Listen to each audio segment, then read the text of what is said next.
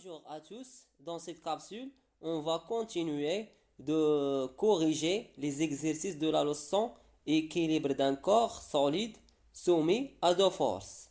Et notre exercice d'aujourd'hui, c'est l'exercice 17 de la page 109 du manuel Étincelle. Cet exercice est intitulé Détermination d'une force inconnue. Alors, premièrement, on va lire attentivement l'exercice. La figure ci-contre schématise un solide S en équilibre accroché au point A. À l'extrémité du fil est relié un dynamomètre qui indique l'intensité de la force F exercée par le fil sur le solide S. Question 1. A donne les caractéristiques de la force F. B, en choisissant une échelle convenable, représente la force F. 2. Une deuxième force notée P a pour point d'application le point G qui permet de maintenir le solide en équilibre. A détermine les caractéristiques de la force P en justifiant ta réponse. B représente la force P. On passe à la correction. Question 1. A donne les caractéristiques de la force F. Premièrement, F, c'est la force exercée par le fil sur le solide S. Ses caractéristiques sont: le point d'application, c'est le point A. Pourquoi? Car F est une force de contact localisée. Et le point A, c'est le point de contact entre le fil et le solide S. La droite d'action. La droite d'action est le vertical qui passe par A et confondu ou, entre parenthèses, coïncide avec le fil. Le sens de bas ou de A vers le haut ou le dynamomètre, car le fil tire le solide vers le haut. L'intensité, c'est la valeur indiquée par le dynamomètre, qui est égale à 3,5 newtons. B, en choisissant une échelle convenable, représente la force F. Donc, on a toutes les informations ou les composantes pour représenter le vecteur force F.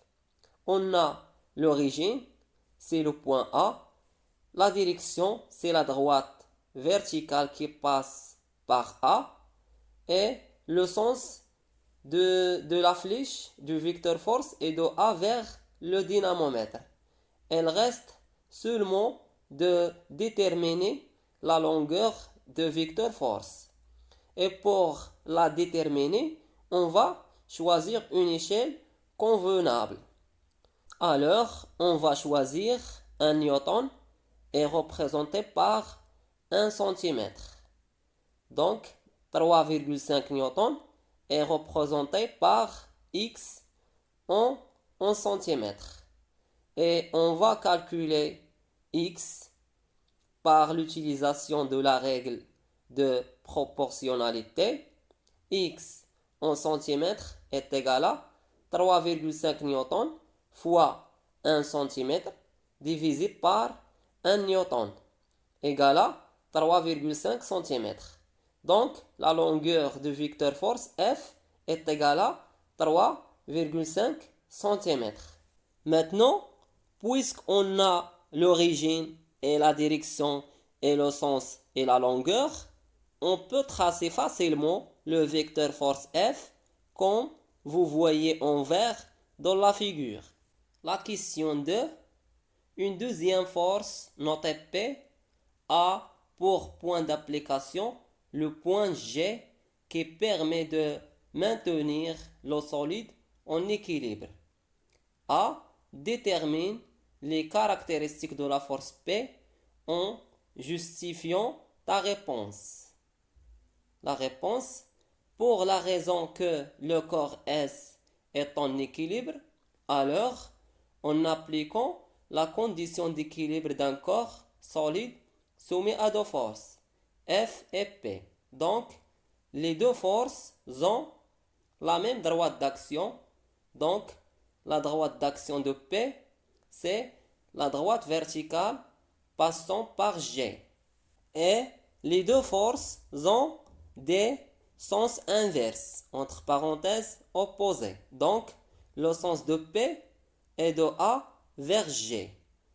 On peut dire aussi que de haut vers le centre de la Terre. Et on a, d'après la condition d'équilibre, les deux forces ont la même intensité, donc P est égal à F est égal à 3,5 newtons. Et puisque P c'est une force à distance, donc son point d'application est le centre de gravité du solide S. Ce point est donné dans la figure, c'est le point G. Question B représente la force P. Alors, le corps S est en équilibre sous l'action de deux forces F et P. Alors, ces deux forces ou ces deux vecteurs force doivent avoir la même direction, un sens inverse et la même longueur et des points d'application différents. Pour F, c'est le point A et pour P, c'est le point G. Donc, on peut tracer le vecteur force P en rouge, comme vous voyez dans la figure. Et finalement, je vous remercie de votre attention et à bientôt.